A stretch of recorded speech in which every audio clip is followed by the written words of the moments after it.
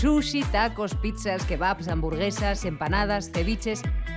¿Quién necesita pasaporte cuando puedes saborear el mundo entero desde tu sofá?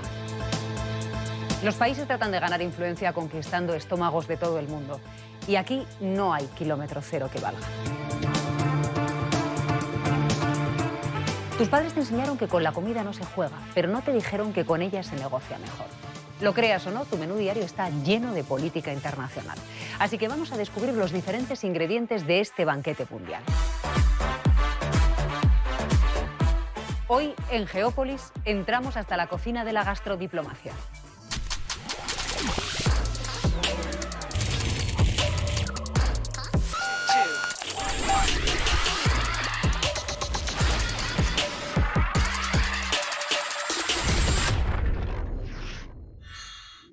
El ser humano es de los pocos animales que acompaña la comida de rituales y significados. Sentarse a la mesa es un acto social en el que con facilidad se ve el reflejo de la sociedad y la política. Desde el inicio de los tiempos, ese momento de compartir la comida siempre significó mucho más que solo alimentarse. La comida es un elemento fundamental en nuestra cultura. De hecho, hay estudios antropológicos y arqueológicos que señalan que la gastronomía ha sido esencial en el desarrollo de la especie humana. Compartimos ese proceso de cocinarla, las formas en las que la consumimos, los ritos, tradiciones, generan cohesión alrededor de un grupo. Incluso en muchos países pasa a ser un pilar fundamental de la economía y hasta ese sentimiento de pertenencia genera un orgullo nacional alrededor de la comida y la gastronomía. La gastronomía a menudo se convierte en un activo muy importante para que una cultura o un país se dé a conocer al mundo e incluso a nivel de relaciones diplomáticas intente agasajar o mostrar su poder a la otra parte. Se puede seducir a alguien de muchas maneras, pero si lo logras por el estómago, éxito asegurado. Para gastroconquistar a una sociedad entera, primero hay que comenzar por sus líderes. Y para ello, cada país tiene su propia receta. La gastronomía es la puerta de entrada para conocer la cultura y las costumbres de un país. Por eso es una herramienta muy poderosa en ambientes diplomáticos. No hay cumbre internacional o bilateral que no incluya un desayuno de trabajo, una comida, una cena oficial, porque es una carta excelente de presentación para el anfitrión. Gastronomía y diplomacia siempre han ido de la mano. De hecho, el propio Aristóteles señalaba que la comida, la gastronomía, era fundamental para las relaciones en comunidad y también las relaciones entre las distintas polis griegas. De hecho, se llega a decir que uno de los hombres fuertes de la época napoleónica, que también fue su ministro de Exteriores, Maurice Talleyrand, llegó a decirle a Napoleón: tú tráeme buenos chefs y yo te traeré buenos tratados. O la propia Hillary Clinton, que señaló que la gastronomía y la comida al final son el elemento más importante y más antiguo para la diplomacia. Aquí hay que tener clara una diferencia. No es lo mismo diplomacia gastronómica que gastrodiplomacia.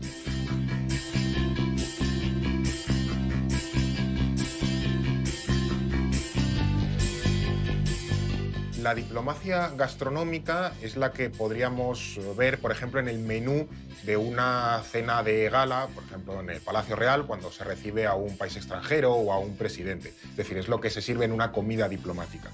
Y por otro lado, la gastrodiplomacia sería la política de influencia que un país lleva a cabo para extender al mundo su poder a través de la comida. Hay estudios que apuntan que ante una negociación las dos partes es más probable que lleguen a un acuerdo si comparten el mismo menú o toman más o menos lo mismo.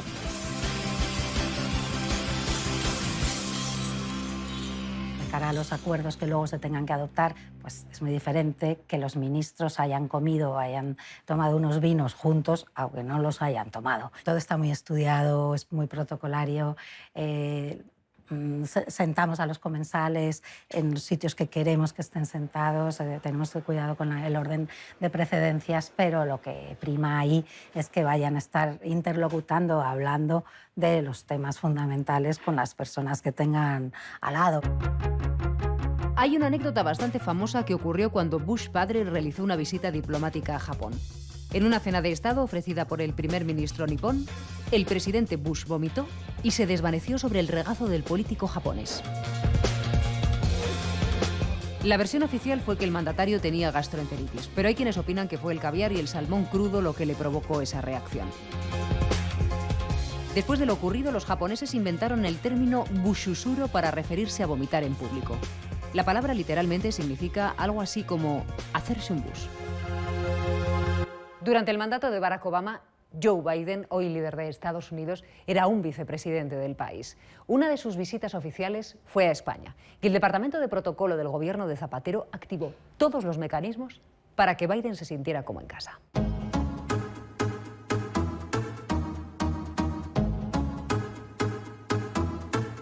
Para nosotros fue como la llegada de Bienvenido Mr. Marshall total. A mí me hizo bastante gracia, porque además lo viví en primera persona, que de repente me viene el ayudante de cámara del vicepresidente Biden y me dice: ¿tienen ustedes pajitas? Obviamente le he entendido mal a mí porque me está pidiendo a mí este señor una pajita. El vicepresidente Biden, pues por aquel entonces, ahora ya no lo sé, pero no bebía vino ni agua, solamente bebía Coca-Cola y Coca-Cola de Estados Unidos. Todas estas recepciones y cumbres diplomáticas están empapadas de poder blando, un concepto que en Geopolis nos encanta. Se refiere al poder de un país para disuadir a otros, evitando el uso de la fuerza, utilizando en su lugar valores políticos o culturales. Y la gastronomía es una herramienta perfecta para aplicar el poder blando. Eso que hicieron con nosotros de pequeños de abre la boca que viene el avión, también funciona con las naciones.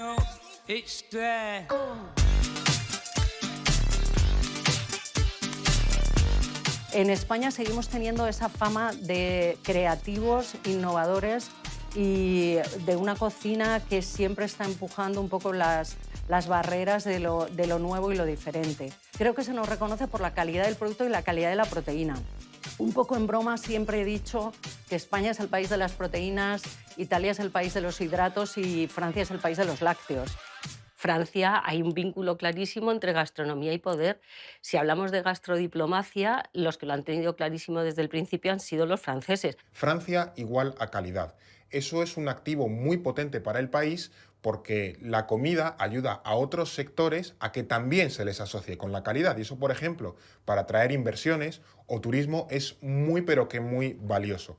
Y eso la globalización ha ayudado muchísimo porque eres muchísimo más fácil, además de rápido, que todos esos valores queden asociados a tu país. Se podría decir que cuando abres una aplicación de comida a domicilio, cada una de las categorías que te aparecen, hamburguesas, Tex-Mex, comida china, son éxitos de la gastrodiplomacia. Pero si alguien ha traspasado todas las fronteras, ese es el sushi. Seguro que piensas que nació en Japón, pero no es así. Su primer concepto nació en China alrededor del siglo II a.C. Se llamaba narezushi y consistía en arroz fermentado y pescado salado. Se preparaba así para conservarlo, ya que entonces no había nada parecido a un frigorífico. A principios del siglo XX el sushi llega a Occidente gracias a la inmigración japonesa. Tras la Segunda Guerra Mundial, cuando Japón se abre al comercio internacional y al turismo, se hace más popular. La inmigración japonesa en Estados Unidos sería muy importante, dando a conocer sus costumbres y gastronomía y abriendo sus propios restaurantes. Esto coincide también con la mejora de los procesos de refrigeración, lo que permitía comer el pescado crudo sin marinarlo antes, haciendo más atractivo el consumo de sushi. A medida que Japón se va desarrollando y su economía va creciendo, su gastronomía se expande por todo el mundo.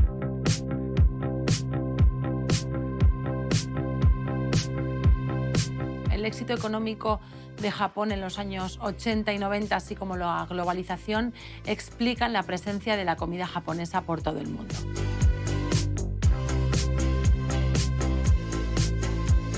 Además, en el caso de la comida japonesa hay una particularidad especial y es que todos los elementos culturales de Japón llegan al mundo de la mano, ¿no? El sushi, la ceremonia del té, el anime, el manga, llegan a todos los rincones del mundo al mismo tiempo. El caso del sushi japonés es interesante porque no se originó como una iniciativa gubernamental del gobierno de Japón, sino que fue consecuencia de la apertura de Japón al mundo. Y el sushi entonces se empezó a expandir de forma involuntaria, digamos.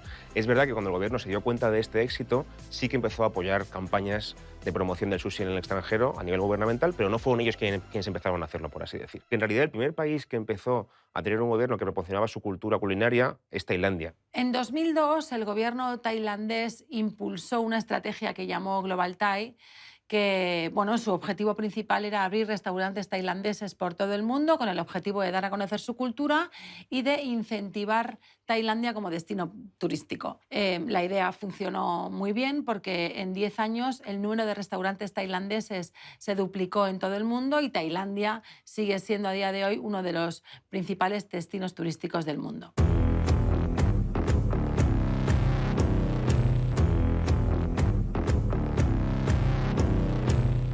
Pero si hay una comida que representa a un país, ese es el caso de McDonald's, un símbolo de Estados Unidos más reconocible que la Estatua de la Libertad o la Casa Blanca. Este negocio tan redondo como sus hamburguesas se ha extendido por todo el mundo vendiendo el modelo americano en tamaño normal, grande o infantil.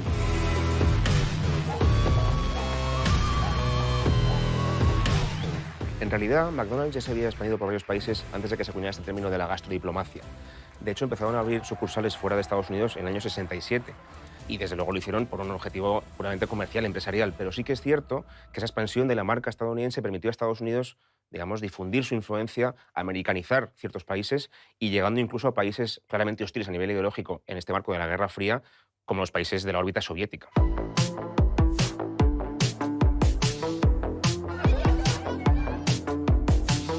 McDonald's aterrizó en la Unión Soviética en 1990. Se abría así una rendija en el telón de acero.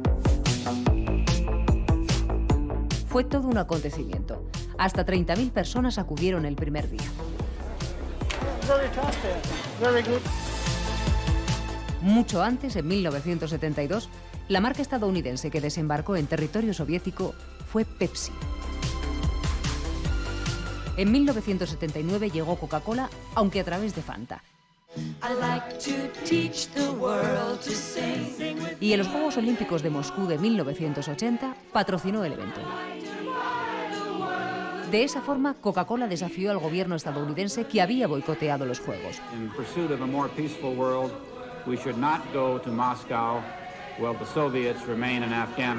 Sus propietarios defendieron que como empresa multinacional estaban por encima de la política.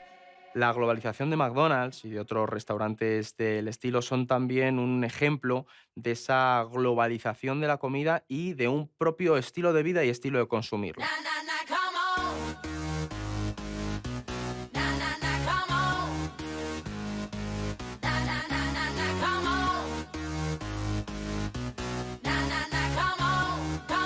McDonald's surgió en ese momento desarrollista industrial en Estados Unidos, sobre todo tras la Segunda Guerra Mundial, cuando la gente se movía mucho más, empezó a tener acceso al automóvil, por lo tanto vivir cerca de tu lugar de trabajo no era tan necesario, podías moverte en distancias mucho más largas, parabas en espacios pues, para tomar un café, algo de llevar, y ahí fue cuando empezó a surgir esa cultura de la comida rápida, del pick and go, para poder llevarte ese alimento y continuar en la carretera.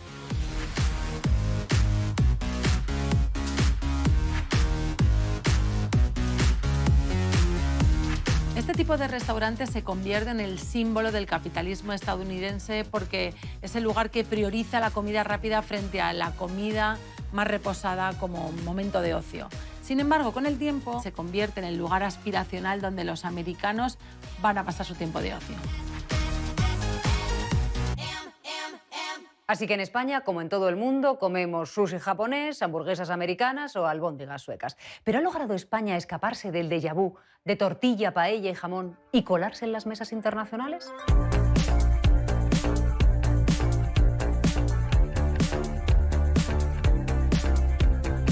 Si hablamos de alta cocina, de lo que se ha llamado cocina de vanguardia española, cocina contemporánea, sí que tenemos un nivel magnífico y además tenemos...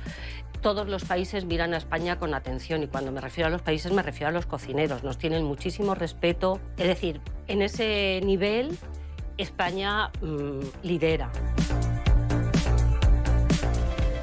La popularidad de la cocina española, asociado sobre todo a la idea de vanguardia y de alta cocina, es bastante reciente, de apenas unas décadas. Pensemos que antes la marca España estaba muy asociada al turismo masivo, sol y playa, paella, tortilla, sangría y demás. Pero de unas décadas a esta parte es cuando empieza a crecer la idea de alta cocina. Por ejemplo, tenemos el caso de Arzac o Subijana, que empiezan en el País Vasco a potenciar la comida local, pero desde el punto de vista de la alta cocina, en un momento en el que España empieza a abrirse al mundo, con la democracia, empieza a europeizarse. Luego ya vendrá el Bulli con Ferran Adrià, donde sea la gran explosión de la alta cocina española que será exportada a todo el mundo. Ferran lo cambió todo. No son las espumas, no son las esferas, no son las técnicas. Él es que cambió la manera de entender la cocina de los cocineros. Hasta la llegada de Ferran Adrià, la cocina se movía por las reglas francesas. La cocina francesa es una cocina súper estructurada que además tiene una similitud con el ejército, por eso se llaman brigadas, por eso se llama jefe de cocina, porque hay una estructura rígida. Y Ferran dijo que no había que repetir las recetas eternamente porque estaban escritas y siempre se habían hecho así, que si tú investigabas, buscabas otra manera o tenías la intuición de hacerlo de otra forma y lo que hacías estaba bien, podías hacerlo. Y eso cambió la mentalidad de los cocineros, pero cambió la de todos, la de los españoles y la de todo el mundo. Este desarrollo también va de la mano de un desarrollo y empuje de nuestros productos, ¿no? De hecho, España ha sabido utilizarlos muy bien en su propio beneficio, apostando por esa idea de innovación, vanguardia, calidad. Llega hasta tal punto que hay quien ha planteado que España ha desbancado en ciertos aspectos a la gastronomía francesa, que era la gran potencia. Pero Francia sigue siendo el país con más estrellas Michelin. Si no podemos obviar que la guía, la mayor referencia gastronómica del mundo, es de origen francés, ¿no? Eso, digamos que otorga a Francia cierta supremacía gastronómica y le convierte en una especie de faro culinario, ¿no? Como si fuera el referente quien dictara las normas de toda la hostelería internacional. La guía Michelin nació de los creadores de neumáticos a principios del siglo XX como una guía de hoteles y restaurantes, clasificados por categorías para los conductores franceses. Con el tiempo la clasificación derivó en el sistema de estrellas. Hoy sirve para calificar a los mejores restaurantes del mundo que luchan por ganarlas y conservarlas. Lo que miden es la calidad de los productos, la maestría de las técnicas culinarias, cómo se materializa la personalidad del chef en los platos y la relación calidad-precio. Hay otras guías parecidas, como la guía Repsol, que primero se llamó guía CAMSA, nacida un poco al estilo de la guía Michelin, pero que también creó su propio sistema de recompensas, que son los soles Repsol. Tener una guía local potente es fundamental porque las guías evidentemente son donde se encuentra información gastronómica y turística, pero aparte las guías que califican lo que hacen es que también son el punto de encuentro de la comunidad gastronómica. Una guía tiene además, como la guía Repsol, tiene una función también institucional, porque es una expresión cultural la gastronomía y, por otro lado, porque es un sector económico muy importante. Dime la verdad. Cuando alguien te comenta de dónde es, lo primero que haces es decirle lo bien que se cocina en su tierra para acto seguido decirle que en la tuya se cocina mejor. ¿Me equivoco? Pues ese derroche de orgullo regional es una energía gratuita que ningún gobierno quiere desaprovechar.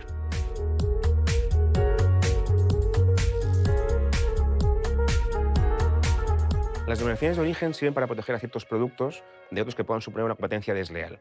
Francia lleva haciendo esto nada menos que desde el siglo XV. Pero la Unión Europea tiene hoy todo un sistema de protección, de sellos, y lo que hacen es avalar que ese producto tiene una cierta calidad y distinción frente a otros que puedan ser peores. Hay 3 sellos. Especialidad tradicional garantizada. Aquellos productos que se elaboran con técnicas tradicionales independientemente del lugar en el que se produzcan, como el jamón serrano, la leche de granja, los panellets o las tortas de aceite de Castilleja de la Cuesta. Indicación geográfica protegida. Productos originarios de una zona donde al menos algunas partes de su elaboración se realizan en esa zona. En España tienen este sello algunas carnes, embutidos y jamones, como la ternera gallega, el gallo del Penedés o el chorizo de Cantimpalo. Denominación de origen protegida. Son productos exclusivos de una región. Tanto sus componentes como su proceso de elaboración se originan en ese territorio. En Europa tenemos quesos como el Roquefort, la mozzarella de búfala o la torta del Casar. O vinos como el cava, el albariño o el prosecco. En el caso del vino, España es el principal exportador de vinos del mundo con denominaciones de origen tan famosas como Rioja, Rueda o el vino de Toro. España, Francia e Italia son los países con más denominaciones de origen protegidas y es bien conocida, por ejemplo, la rivalidad entre el vino francés y el español, el aceite de oliva español y el italiano. Y no es para menos, porque al final las denominaciones de origen sirven para resaltar cualidades únicas de los productos. Eso acaba convirtiéndolos en una suerte de orgullo nacional y llega a movilizar también mucho a la ciudadanía, porque apela directamente a algo de nuestro día a día, ¿no? A nuestra esencia culinaria. En algunas ocasiones, la utilización de la gastronomía puede ser aprovechada por corrientes políticas. La gastronomía les permite condimentar la ideología a gusto de sus propios votantes. Un servicio de la carta.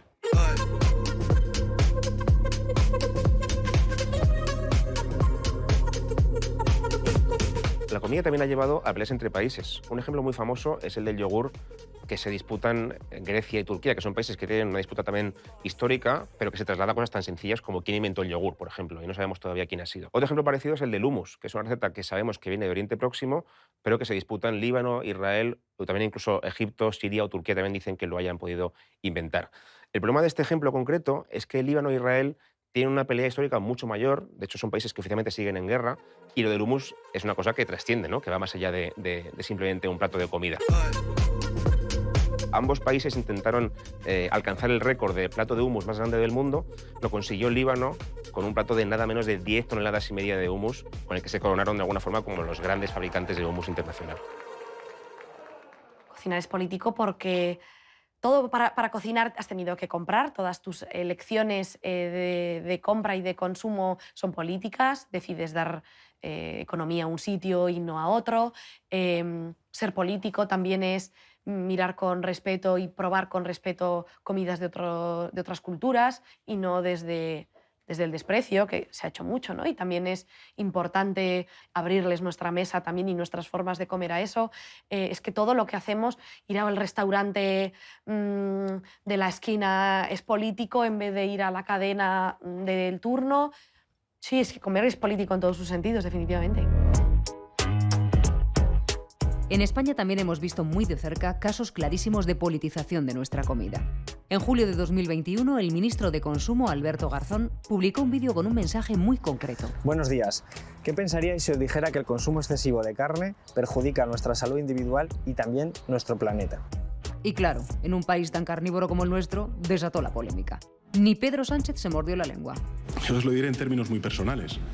A mí, donde me pongan un chuletón al punto, eso es imbatible.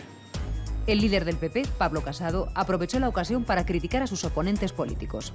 No nos digan, señores del gobierno de izquierdas, lo que tenemos que hacer en nuestra casa y váyanse a su casa. El uso político de la gastronomía no es nada nuevo. Que se lo digan a Donald Trump cuando apareció rodeado de hamburguesas en la Casa Blanca. Una imagen con un claro mensaje político. El presidente más estadounidense de todos, con la comida más estadounidense de todas. Lo que un político come en público lanza un mensaje electoral. Un caso, por ejemplo, es el de Nigel Farage, este político populista que apoyó a muerte la campaña del Brexit. Farage aplicaba lo que se conoce como alcodiplomacia. Este señor, a la mínima que podía, salía en público con una pinta en un pub. Algo que le acercaba mucho a sus votantes. Le daba un toque campechano. Ingredientes para un exquisito plato de geopolítica gastronómica. Una buena cantidad de influencia internacional, una cucharada de politización y una pizca de orgullo identitario. Pero aún falta un condimento básico, la globalización. Yo creo que hay un cambio de paradigma ahora mismo en el mundo gastronómico. Nos estamos globalizando cada vez más. El tema de las redes sociales, el tema de que además los cocineros han empezado a compartir en redes sociales. Arroz con cosas. Dios, me flipa. Hay que pensar que hace incluso solamente 10 años tenías que ir a un congreso para saber lo que estaba pasando, o tenías que viajar, o tenías que comprar una cantidad ingente de libros. A día de hoy todo se comparte mucho más. Lo peor es que compartimos también las malas costumbres. La globalización también ha influido mucho en esa homogeneización gastronómica. Ya típico irnos a cualquier ciudad del mundo y encontrarnos restaurantes o bares que nos son familiares, desde food trucks a street food, el típico restaurante de sushi o cafeterías que vemos en cualquier parte del mundo, ¿no? Lo que nos reflejan es una sociedad globalizada en la que hay tradiciones y cultura gastronómica compartida. En España, lamentablemente, abrazamos lo foráneo antes que lo propio. Yo creo que eso es herencia de venir de una dictadura y de, lógicamente, querer ser más modernos que nadie, ¿no? Nos hemos intentado poner las pilas y no tiene sentido que seamos el primer país consumidor de gin tonics del mundo. Un ejemplo para entender esto de la globalización lo encontramos en el aguacate, que es una fruta que hace apenas 10 años se consumía muy poco, hoy se considera el oro verde y que se ha convertido en el símbolo de cómo la viralización de los productos alimentarios traspasa las fronteras. Yo diría que la comida saludable, más que una moda, es casi una tendencia, ¿no? Evidentemente, como cualquier moda o como cualquier tendencia, define los patrones de consumo, ¿no? Hay X oferta, hay unos mecanismos de publicidad, de comunicación en redes, que están dirigidos a que se consuma ese tipo de producto y, cómo no, va a traspasar eso a la manera en la que comemos.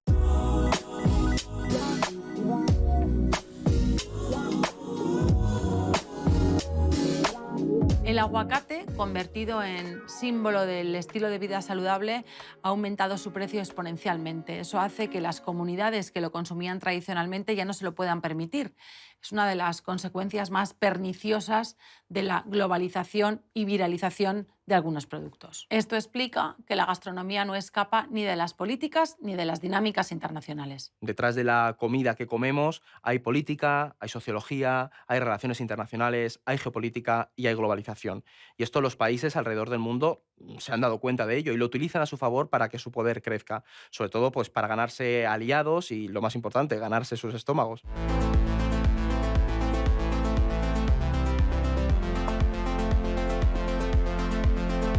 El posicionamiento de la gente del disfrute ha subido mucho y la gastronomía es el disfrute más instantáneo que tienes.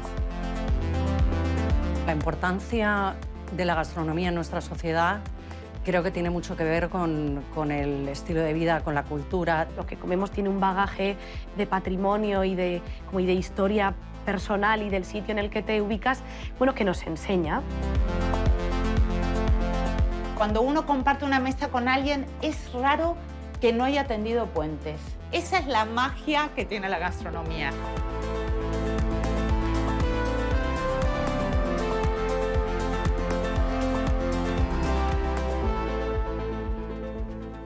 La comida es un ingrediente fundamental para salirte con la tuya.